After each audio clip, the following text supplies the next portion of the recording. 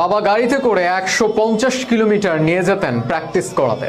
15 বছর বয়সে সেই বাবার টিউমার ধরা পড়ল, আর দিবালারও সব খেলাধুলা বন্ধ হয়ে গেল।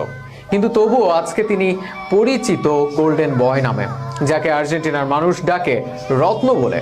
সেই দিবালার জীবনের কঠিন সময় নিয়ে বিস্তারিত লিখেছেন শরীফুল ইসলাম। পৃথিবীর প্রতিটা মানুষের সফলতার পিছনে একটি হাত থাকে, আর বেশিরভাগ সময়ই সেই হাতটি বাবার।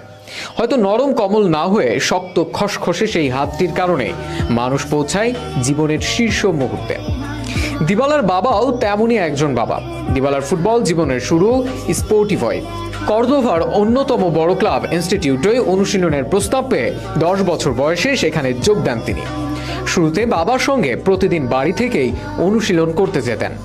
বাবা ছেলে প্রতিদিন যাওয়া আসা করতেন 150 কিলোমিটার পথ। প্রতিটি দিন যেন ছেলের ফুটবলার হওয়ার স্বপ্নে বিলিয়ে দিয়েছিলেন বাবা। সেই স্বপ্ন তরিতে হঠাৎ করেই টালমাটাল হয়ে যায় এক ঝড়ে। আদলফোর শরীরে টিউমার ধরা পড়ে, থমকে যায় অনুশীলন। দিবালার বয়স তখন 15, অপেশাদার ফুটবল থেকে পেশাদার অঙ্গনে এগোনোর সময়। কিন্তু বাবার শেষ দিনগুলোতে তার পাশে থাকতে ক্লাব থেকে ঋণের ব্যবস্থা করে বাড়িতে চলে আসেন দিবালা। 2017 সালে ভ্যানিটি ফেয়ার ম্যাগাজিনকে দেওয়া সাক্ষাৎকারে দিবালা বলেছিলেন, বাবার মৃত্যু আমার জন্য ছিল অনেক কষ্টের। ফুটবল প্রায় ছেড়েই দিয়েছিলাম। সবসময় আমি তার কথা ভাবি এবং আমার সব গোল তাকে উৎসর্গ করি।